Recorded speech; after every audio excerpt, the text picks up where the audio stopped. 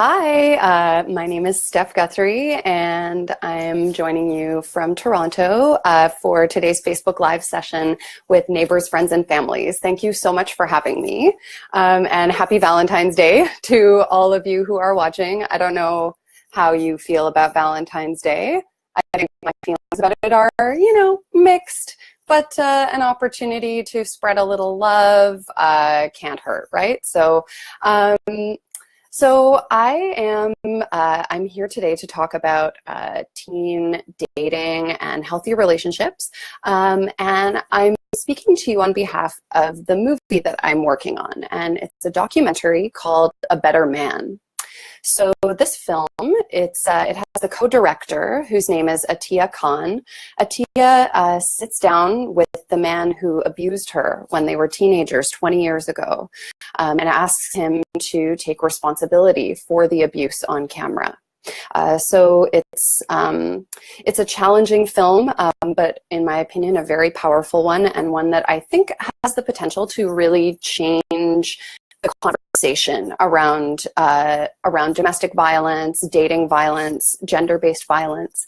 And a lot of the reason that it has this potential is because it flips the script a little bit on how we talk about gender-based violence and who is considered responsible for ending it. So one of the key messages of the film is that people who cause violence, it's their responsibility to address that violence and end that violence. A lot of the time when we talk about gender-based violence, we use expressions like, why didn't she just leave? Expressions that essentially put the responsibility on the person who's being abused or the person who's been assaulted to be the one to address it. So this film flips that script in a way that I think is very healthy and necessary for our culture right now. So I am, just to give you a bit of a content note for today's presentation, I am going to be talking about relationship violence. I'm going to be talking about sexual assault. So it'll get a little heavy from time to time. And if you need to take a minute to step out of the room or anything like that, please feel free to do so. Take the space that you need. This is tough stuff. So yeah, I encourage you to be compassionate to yourself and to anyone else who you might be watching with. So I do see we've got a few people who've joined us, and I'd love for you to tell me in the comments where you're watching from. So if you are a teacher or a group facilitator and you're watching with a group of students or young people, it would be great for you to kind of stay poised by the keyboard throughout this session, because I'm going to be asking a few questions and encouraging your groups to discuss those questions. And then maybe you can share in the comments some of the insights that your group is discussing. So, so teachers and facilitators, please stay by the keyboard and share with me what it is that you're talking about in your group. So I also, and I guess I should let you know too, I'm going to be using the occasional salty language. So just occasional, but in case that's a problem for you, I just wanted to let you know. So this session is basically applying the film's approach to violence prevention, which is asking men to take responsibility, and applying that approach to the topic of teen dating and sex. So sometimes when I talk with the men in my life about the film that I'm working on and about this idea of men taking responsibility, they can feel a bit defensive. And I understand that, right? I think they feel sometimes like I'm saying that all men have assaulted somebody, or all men are just like naturally bad and going to assault someone unless otherwise noted. And that's not at all what this is about, right? Taking responsibility, it really just means understanding and acknowledging the impact of your actions on somebody. And sometimes that can mean, you know, apologizing for a harmful thing that you did, and acknowledging how it harmed them. But other times it can really be about taking responsibility for your impact on somebody in the moment and using that as a motivation to treat people well and to treat people in a caring and respectful way. So taking responsibility for your impact on somebody can actually be a way of preventing violence rather than apologizing for violence that's already happened. Okay? So, and the reality is that anyone can and should take this type of responsibility. We should take responsibility for the ways that we impact the people that we're in relationships with, whether it's in relationships that are romantic or our friendships or our family relationships. And I think that my focus, the focus of my work tends to be on helping boys and men explore what it means to take responsibility. And the reason that I focus on boys and men is because the pressures that you guys face, especially around things like dating and sex, these pressures can sometimes discourage men and boys from paying close attention to their partner's feelings in ways that I think are different from some of the pressures that girls and women tend to face. So, I mean, the reality that I see is that a lot of boys and men are not being supported in developing those kinds of skills. And I think that this harms them. And not just them, but it can also sometimes end up harming the people who they date and have sex with, especially if they're dating girls and women who are often pressured to prioritize other people's needs and feelings over their own, right? So before I get too into it, I just want to let you know there are some Neighbors, Friends, and Families was very kind to compile some resources in case you're feeling triggered or you need some support as a result of this conversation.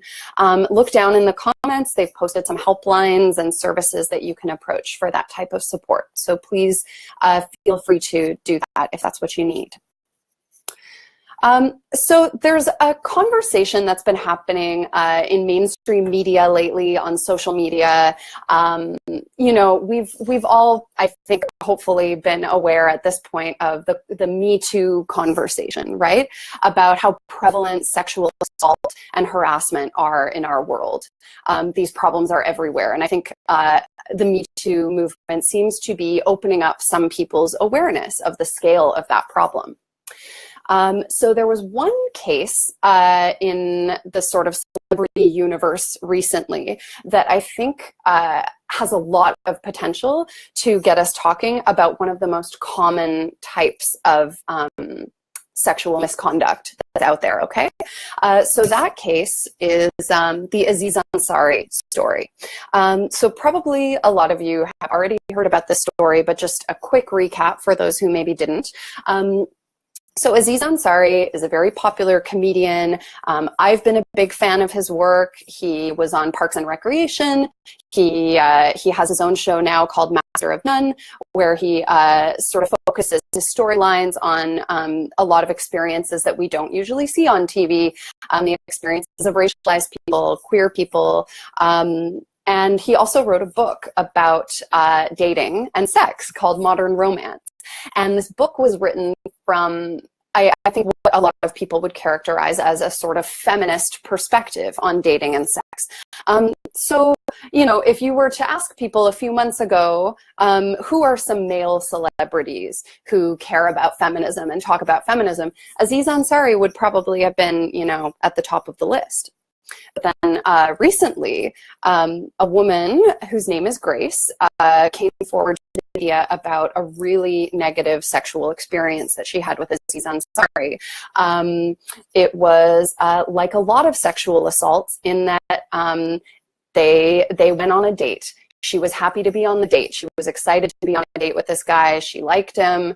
And then they went back to his house, and he very, very persistently and doggedly pressured her into having sex, which she really wasn't comfortable with. And she expressed that discomfort to him in quite a number of ways that I think should have been very obvious. She used nonverbal cues, like, for example, she moved his hand away from places on her body that he was trying to touch. She got up and actually moved her body away from him, like walked across the room to get away from him. And it wasn't just nonverbal stuff either. She also said, at one point, she said, I don't want to feel pressured. You know, if you're making out with somebody and they're giving you these kinds of cues, these should be obvious signals that the person is not 100% on board with what is happening, right? Unfortunately, it didn't seem to be to Aziz Ansari, or if it was obvious, he didn't pay attention. And he kept going, much to her great, great discomfort. Now, when this story got published and people began to talk about it on social media, I saw a real mix of feelings about it. And a lot of the feelings were quite strong. And there were quite a number of people who I think felt angry that this was being characterized as sexual assault. And I think that a lot of that anger, maybe certainly for some people that I spoke with, came from a place of not wanting to have to admit that that kind of thing might be sexual assault, because we might have had experiences like that in the past, and we didn't look at those experiences as sexual assault. And I think especially for a lot of guys that I know, you know, including my own boyfriend, they are looking back at their own histories and wondering, you know, have I done something like this? In my haste to have sex, have I pressured somebody in this way and made them feel this way? You know, nobody wants, I hope nobody wants to cause someone that kind of pain, right? So to hear this story and to think about that kind of experience in a new light, I think is scary for a lot of people. So the reason that I wanted to bring this up is because if there are any boys or men who are watching this session and who have been anxious after reading this Aziz Ansari story, and they're concerned that they might be accused of something similar, I have a very simple step for you to follow. And I think it will make your chances of coercing someone into sex extremely slim. It's literally as simple as just giving a shit about how your partner feels. Just give a shit. It's really that easy. Okay, so I'm being a little bit reductive. That's the gist of it, right? But let's unpack this idea of giving a shit about how your partner feels. In my field of education, which is education that focuses on sex and dating and relationships, sometimes we say things like, consent is simple, consent is straightforward, consent is very open and shut. And I understand why we say this. I think, you know, we want to motivate people to pay attention to consent, and it's easier to motivate people to pay attention to it if we say that it's easy.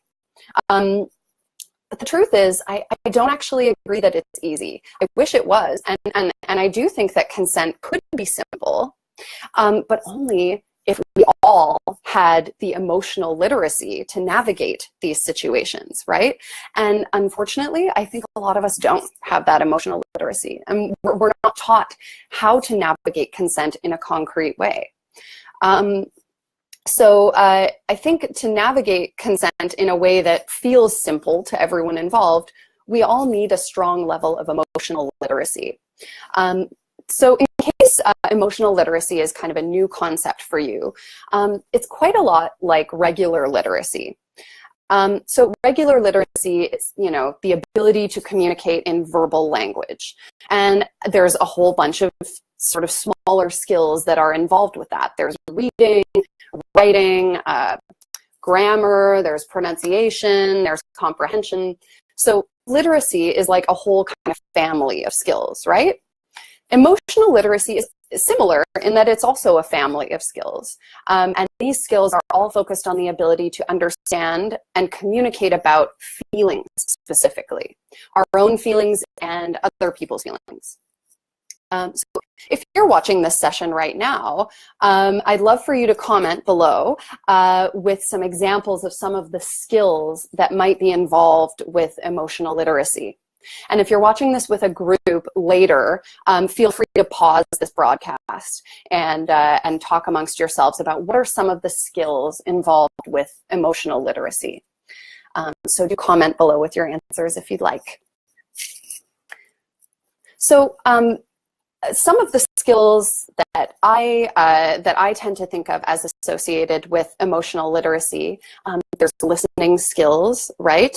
There is the ability to validate, which means you sort of say back to the person what it is that you heard them say and use slightly different words just to let them know that you understand what they're saying.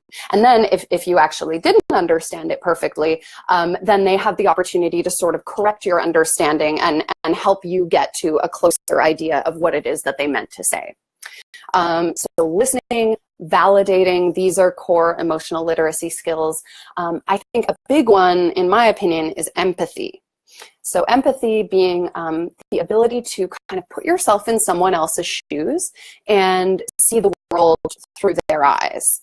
And I think empathy is probably, when it comes to emotional literacy around consent and dating and sex, empathy is one of the biggest for sure.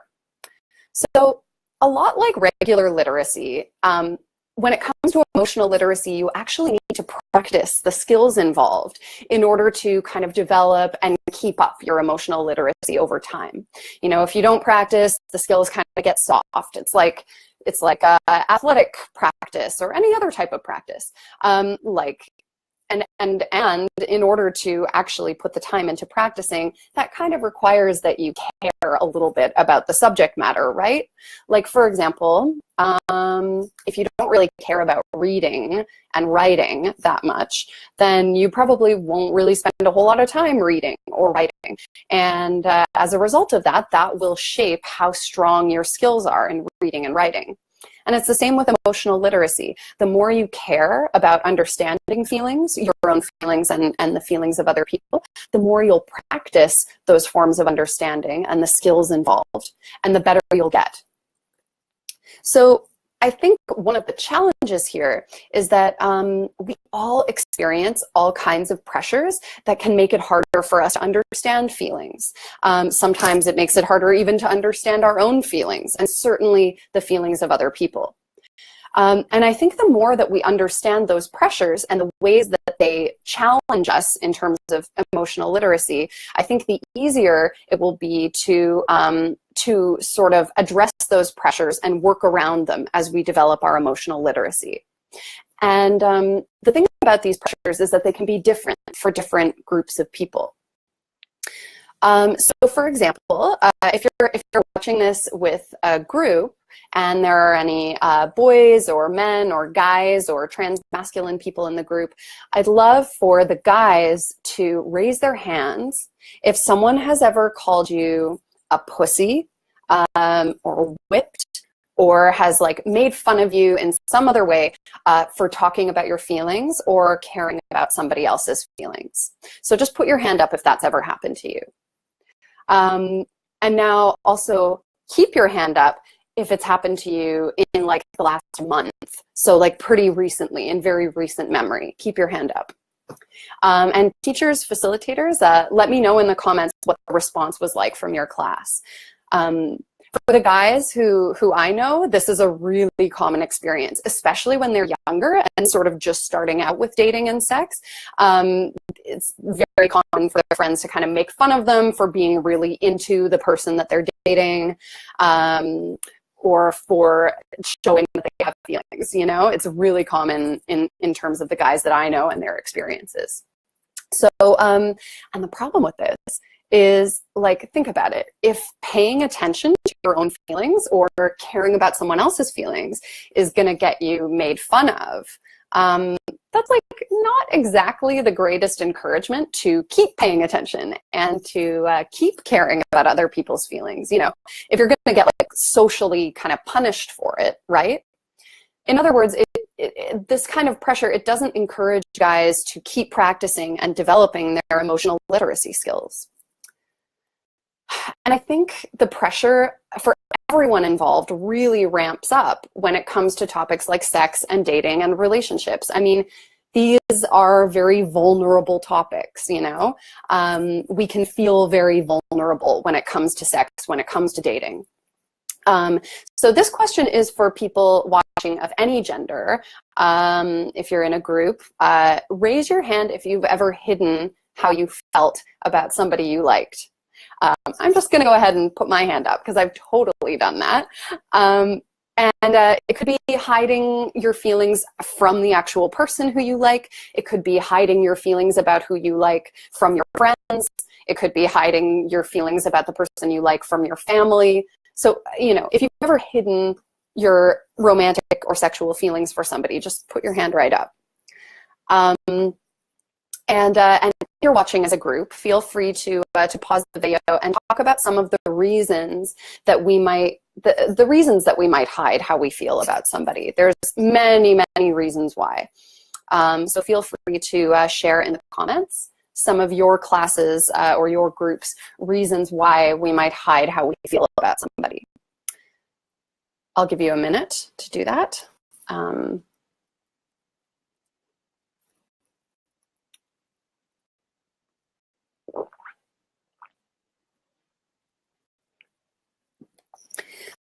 Well, I know that for me, some of the reasons in the past have been that, you know, I wasn't sure if the person liked me, and I thought it would be embarrassing if I liked them and they didn't like me and they found out that I liked them. I thought I would get made fun of, whether it was by them or by their friends or my friends. And then there's all kinds of other reasons. Sometimes people hide how they feel about somebody because they think that their friends won't think that person is cool or attractive. Sometimes it might be because your family doesn't approve of you dating. So there are all kinds of reasons that we might hide our feelings about people. But if we are literally taking steps to hide how we feel about people, which is, you know, a very human thing, and I think everybody has done it at some point or another, but think about how hard that might make things for us to understand our own feelings and for other people to understand how we feel, right? If this is a topic where we're inclined to hide our feelings, then how is that going to impact our ability to practice emotional literacy? And I think, you know, people of all genders can feel pressure to hide how they feel, and it can be for all kinds of different reasons. For example, like a lot of the queer people that I know, especially when they were in high school, but even after that in some cases, experience like major pressure to hide their feelings about dating and sex because of rampant homophobia in our society, right? And then there's for other groups, the reasons might be very different. Now, for this next part, I really want the straight guys to listen in extra hard because I'm going to be talking about some of the pressures that girls face. And it's important for guys who want to date or have consensual sex with girls and women to understand these pressures because they might influence how the girl feels, how she expresses herself to you. So in order for you to practice emotional literacy in those relationships, you need to kind of understand some of the pressures that that girl might be up against. Girls who are interested in boys, there's often this pressure to like not come on too strong with your feelings because guys and their friends, or sometimes other girls, might think that they're desperate or needy, right?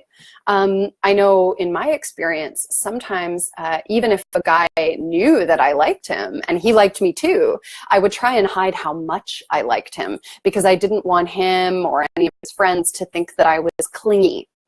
And this desire to not be seen as clingy or needy would often lead me to not actually express what it was that I wanted or needed in the relationship. And if he was doing something that was hurtful to me or that made me feel insecure, I wouldn't speak up about it because I didn't want to be seen as clingy, just for, you know, having emotional needs in a relationship. And it's funny to me because these are words that I feel like I never hear being levied at guys, right? Like I very rarely hear a guy being described as needy or desperate or clingy. I feel like these are words that get used to describe girls' behavior in dating a lot more often. And I'm curious if you have any thoughts about why that might be. Why is it that we might be more likely to call a girl clingy or needy rather than a guy? So if you have any thoughts on that, please pop them into the comments there. I'd love to check it out.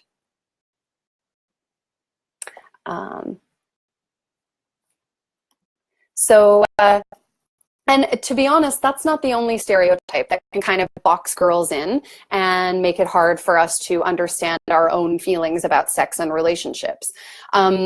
Does anyone have any ideas about other stereotypes that girls face or pressures that girls face that can kind of affect the way that they approach sex, dating, and relationships? If you're watching with a group, go ahead and pause and have a little chat about this. One of the pressures that was super prevalent for me when I was in high school was something that I don't think we had a word for at the time, or if we did, I didn't know it. But thankfully, we have a term for it now, and it's called slut-shaming. Slut-shaming it's this phenomenon where if a girl has sex, or people think she's having sex, or she's making out with guys, or she's wearing revealing clothing, or she's flirting openly, basically engaging in behavior that our culture might have coded as promiscuous, right? Or provocative. She gets shamed for it. She gets made fun of for it. I know when I was in high school, it happened to me often that, if I made out with somebody at a party on the weekend, I would go into school the next week and people would be whispering about me in the hallway, or people would be spreading rumors that I had actually given that guy a blowjob or whatever it might be, right? And often this shame was coming from other girls, often the female friends of the guys who I was hooking up with. This kind of behavior, these rumors, these like making fun of somebody for their sexual behavior, it can really make girls less comfortable with understanding what brings us pleasure and what we actually do and don't want to do. Because if we're being shamed for wanting sex or for behaving in a way that suggests that we want sex, then you're probably not going to be super comfortable exploring those desires and approaching sex from a place that says, hey, yes, this is something that I want to do, right? So if the messages that you're getting from the culture about sex are that it's slutty for you to want it, but then you also get this very strong contradictory message from boys and men that they do want sex from you. And often for heterosexual girls and women, we want to be liked by these guys. We want to impress them. So there is this pressure to like have sex with these boys and men because we know that they want it. But then there's also this pressure not to enjoy sex because that's slutty. So in a way, what you can end up, what I took away from that to some extent was that sex is for men and for their pleasure. And I learned to focus on him and whether he was having a good time and not myself and how I felt about things, because that was slutty. So, and I think that this focus on other people's needs and not our own is unfortunately quite a common lesson for a lot of girls when they're growing up. A lot of girls learn to put other people's needs ahead of their own in all kinds of contexts, not just sex and dating. That's of course not to say that kids of other genders don't also learn to like put other people's needs before their own. I think, of course, it depends on your family and all kinds of other things. But I do think that it's often a very common lesson for girls because we're taught to focus on other people's feelings and making other people feel good. And of course, sometimes this can be a really good and useful and like wonderful skill. It can allow us to behave in really unselfish ways. It can allow us to be very caring friends and partners. But unfortunately, I think when it comes to dating and sex, sometimes it also means that we end up reluctantly agreeing to do things that we don't really want to do, because we can tell that the other person really, really wants to do it, right?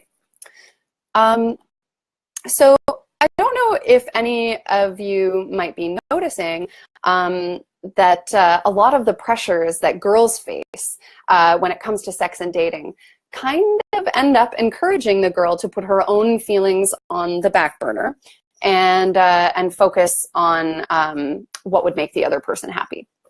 And this is why I think it's super important that girls have spaces to think about and talk about what they do enjoy when it comes to sex and when it comes to relationships. What brings you pleasure? What makes you feel comfortable? What are your boundaries? You know, I think girls need spaces to unpack those things, because if we don't think about it and talk about it, then it can be harder in the moment when you're in a moment where sex might be imminent. It can be harder to tune into what it is that you want, and then there's this other person's needs to contend with, right?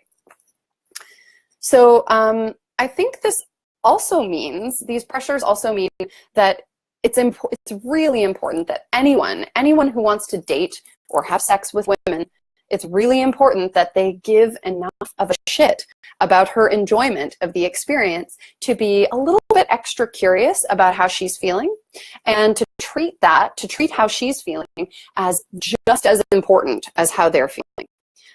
But for a lot of boys and men, this may not come super naturally because of the unique pressures that you guys face when it comes to sex and dating. So feeling pressured to do things that you don't really want to do. This is something that I think happens to people of all genders. You know, most guys I know have also had sexual experiences that they didn't really want to have. Maybe part of them wanted to do it, but they weren't fully comfortable. The thing is that I think for guys, sex can sometimes get treated as sort of a form of status among other guys. Like if you're having sex, that gives you power. It means that you have skills. It means that you know, are worthy of respect from other guys. Of course, specifically, it's like if you're having sex with women, because I know a lot of queer guys are still getting bullied and shamed for being queer. So if you're having sex with other men, it might not be a source of power. Hopefully your friend group is less homophobic than the ones that I was part of when I was growing up. But certainly if you're a guy and you're having sex with women, that can be a source of power in your friend group. So that can put a lot of pressure on the need for you to be having sex so that you can have that power in your friend circle. I'd love to hear from any guys who are watching, or any groups that have guys in them. Take a pause and just talk for a minute about what are some of the pressures that you have felt around sex or dating. What are some of the messages that you guys are hearing about how you're supposed to approach sex and relationships? So feel free to pop your thoughts down in the comments. I'd love to hear about the pressures that you boys are facing. I'll just give you a minute to chat about that.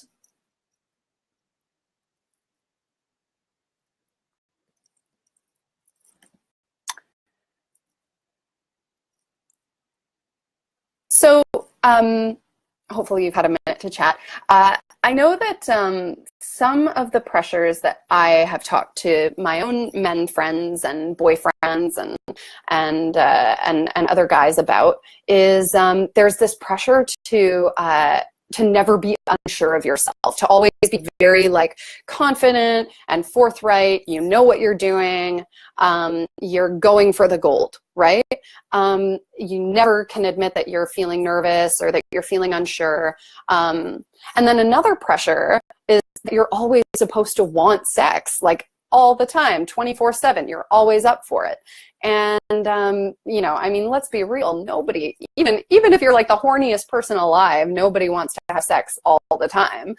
Sometimes you're tired. Sometimes your stomach's not feeling great. Sometimes you're not like super into the person.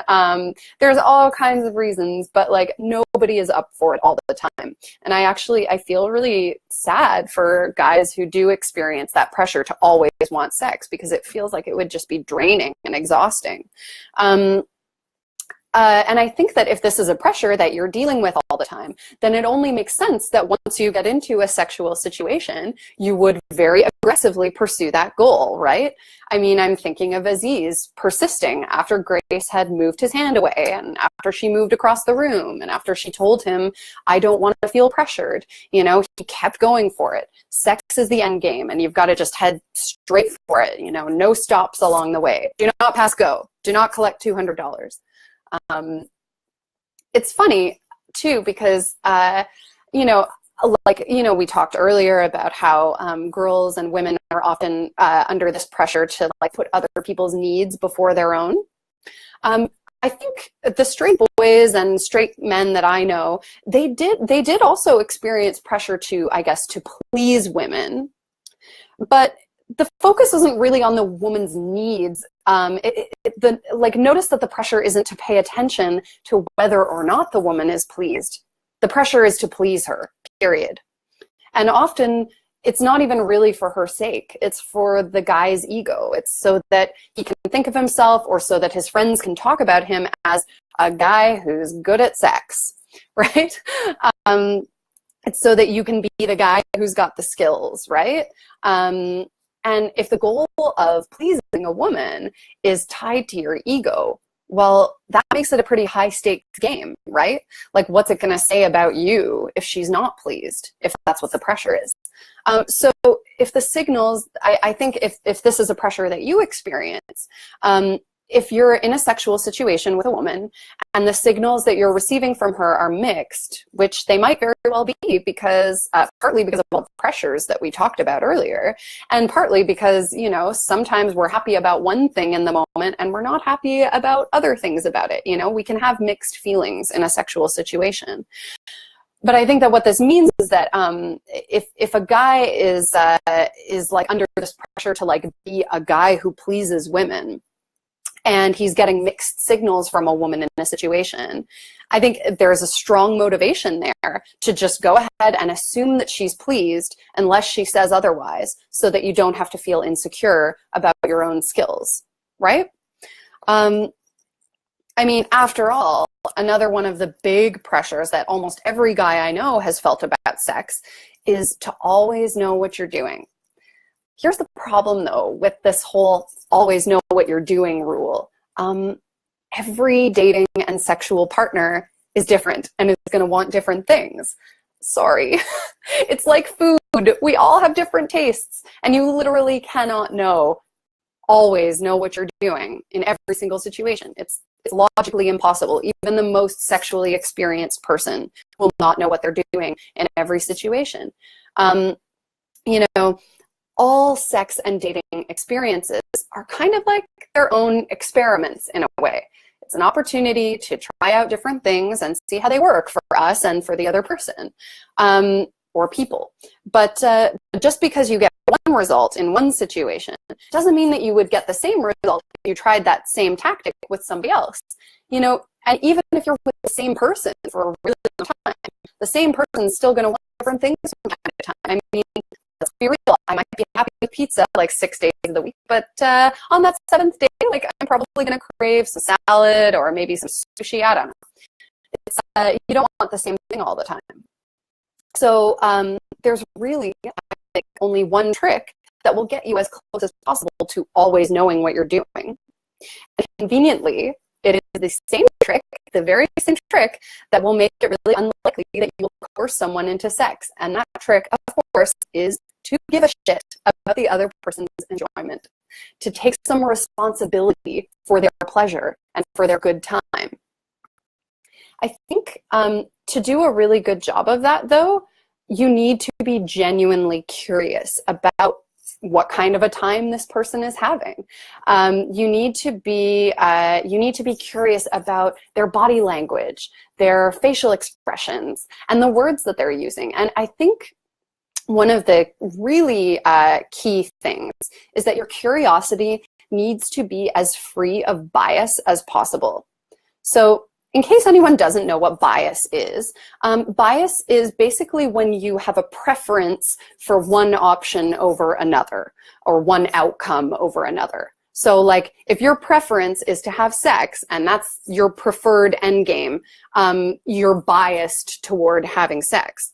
And that can mean that your curiosity is a little surface level. It can mean that if you're biased toward having sex, then you might really, when you look at her body language, when you look at her facial expressions, you might really just ultimately be looking for a confirmation that she wants to keep going, rather than actually being open-endedly curious about how she's feeling.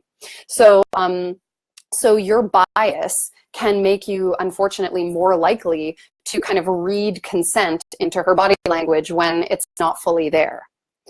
It's kind of like how in a scientific experiment, you know, maybe you've learned about this in science class or something. I remember learning about it, but the scientist is not supposed to have decided at the outset of the experiment, well, here's what I think the ideal outcome of this experiment will be. Here's what I think the result will be. Because if you already know at the outset of the experiment how you want things to turn out, that bias can shape the way that you run the experiment and the way that you observe the experiment playing out. So, for example, it can make a scientist's brain look extra hard for cues that say things are turning out the way that they expected they would. And it can also make their brains a little bit more likely to kind of ignore any evidence that the experiment is turning out differently from how they hoped. So that phenomenon is called confirmation bias. Okay, and it means that we look for the cues that confirm the outcome we're biased toward. The thing is, though, when it comes to anything, not just sex and dating, it is really hard to erase our biases completely. A lot of the time, they're kind of subconscious. And let's be real, if you're in a sexual situation and you're hoping to have sex, you can't just like make yourself not want to have sex. I've been there, you know. But what you can do is you can recognize your own bias, and you can be on the lookout for ways that your bias might be shaping your thinking, and maybe even be a little bit extra on the lookout for cues from the person you're making out with or whatever. Be a little extra on the lookout for cues that are not in favor of your desired outcome of sex. What I'm saying is, please be a good sex scientist. Acknowledge your biases, be ready to compensate for your biases. After all, if you truly give a shit about this person's enjoyment for their own sake, and not just for how it will make you feel about yourself and how good you are at sex, if you really care about them and how they're enjoying themselves, then you wouldn't want to persist with something that they're not totally on board with, right? Your pleasure isn't worth their suffering. So this means, I think, that you need to be willing to push yourself to see and recognize and address signals that the other person is not totally sure or not totally comfortable with what's happening. Even if those signals are mixed with signals that they are enjoying themselves. The fact is, we might have mixed feelings in the moment. You know, maybe we like the person and we really like kissing them, but we're not feeling super comfortable about doing anything more than that. Or maybe we really like the way they're touching us, but we don't really like the way they're kissing us. Or we're liking everything that's happening right now, and it's all great, but we're worried about what the other person might say to their friends about it afterward, or what people will say at school if they find out. You know, all of these things can influence how a person feels in the moment. And these are the kinds of mixed feelings that can lead to mixed signals, right? So I'd love to hear from you all if you're watching, and please feel free to take a minute to pause and chat about it. What are some examples of the ways that we might communicate that we're not totally comfortable? Through body language, it could be through facial expressions, or through words. Please take a pause and put your examples in the comments. Some of the ways that we might communicate, either verbally or non-verbally, that we're not totally comfortable in a sexual situation. I think it would be especially great to hear from girls and non-binary kids about the ways that they communicate these feelings of uncertainty. But anyone, of course, is welcome to comment. And especially the signals that you might use in a situation when you are feeling both enjoyment and a little bit of discomfort.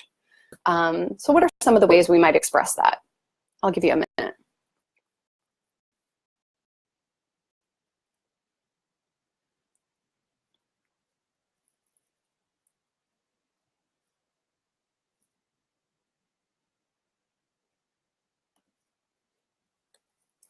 So, okay, some of the things that I know that sometimes come naturally to me if I'm not feeling super comfortable, different parts of my body might get a little bit tense, right? Like I'm not, my limbs and my shoulders are just not relaxed.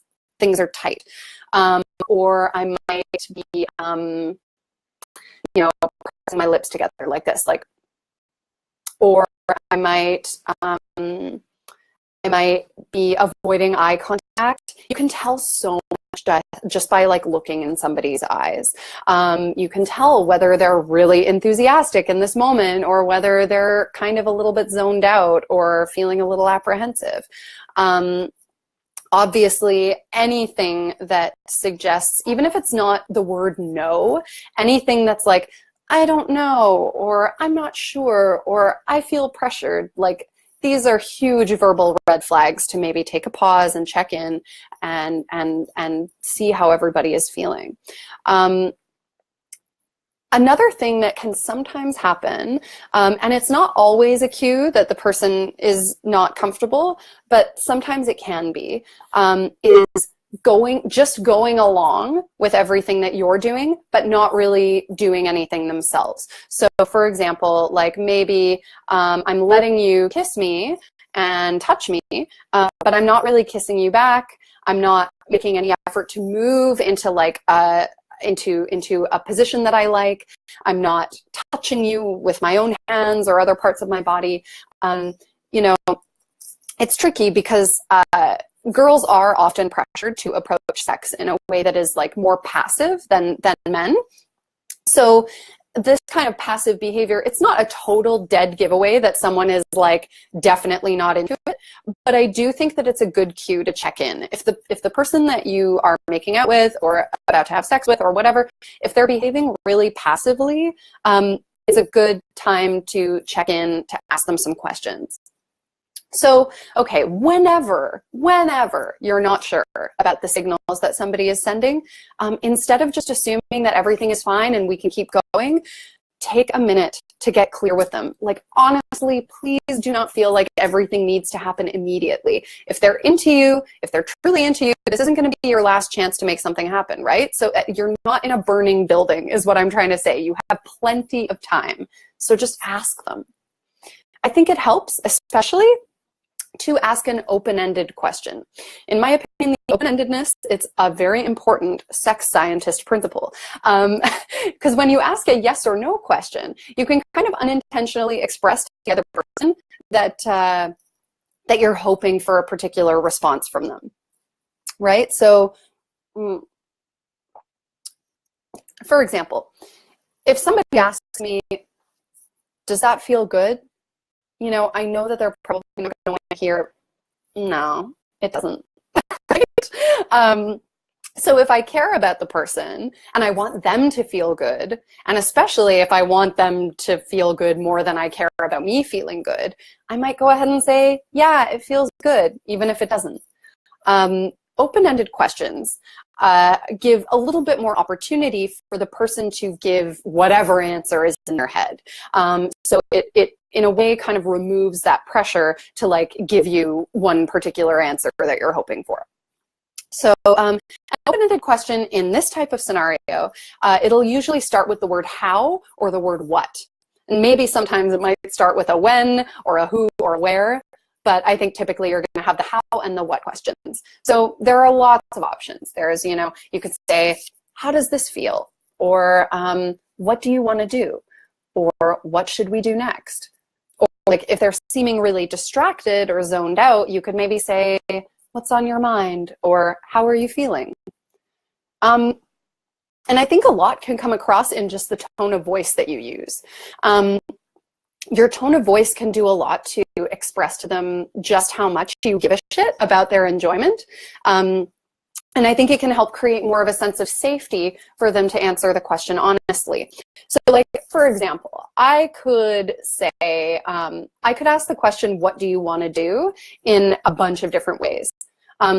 I could ask it, if I'm feeling like, oh my God, like I just want to get on with this sex thing, come on.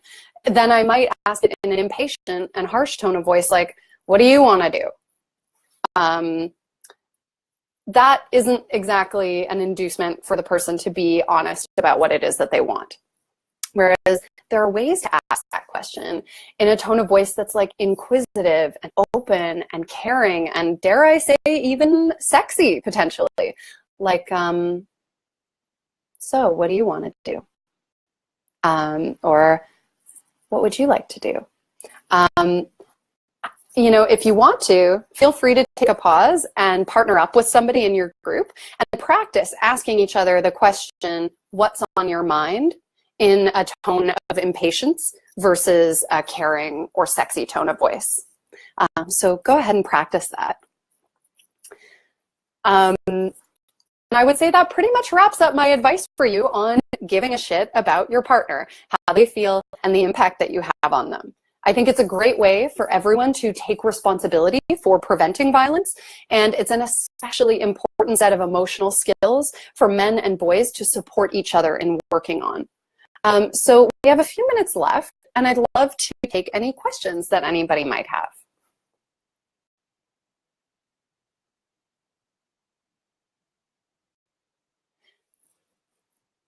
So if you have any questions, just go ahead and plug them into the comments, and I'll be happy to address them.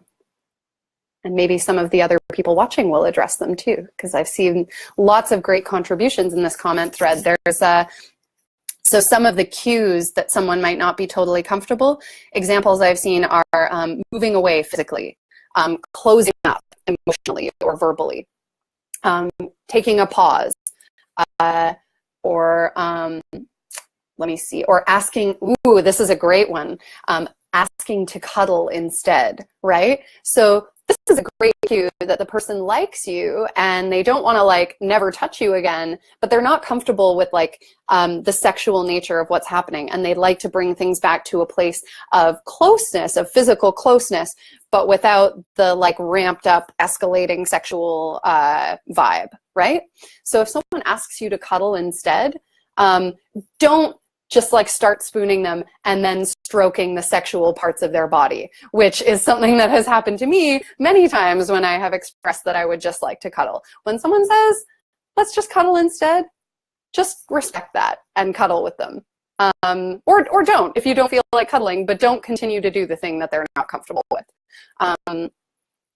So I'm not seeing any questions. So I guess that kind of wraps things up.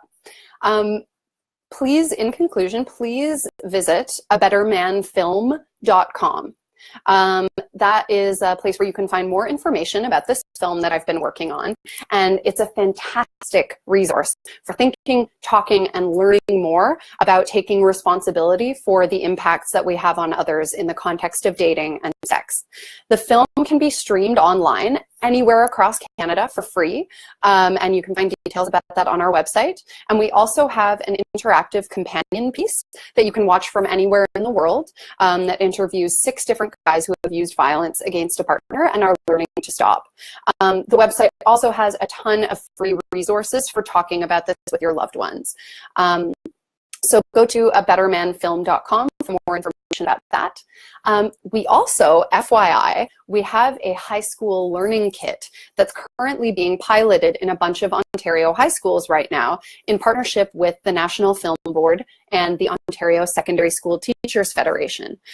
So this learning kit uses the film A Better Man to help students unpack these questions around taking responsibility for harm, around emotional literacy, all this kind of stuff. So teachers, if you're interested in being notified when this kit is publicly available, which will be next school year, I will post a link in the comments for you to fill out a quick survey, and we'll keep you posted for when that kit becomes available. And in the meantime, thank you so much for tuning in, and thank you to neighbors, friends, and families for having me today. You have a bunch of other awesome sounding sessions coming up with some amazing people like Julie Lalonde and Jackson Katz. So please tune in for the future sessions, and have a happy Valentine's Day. Thanks.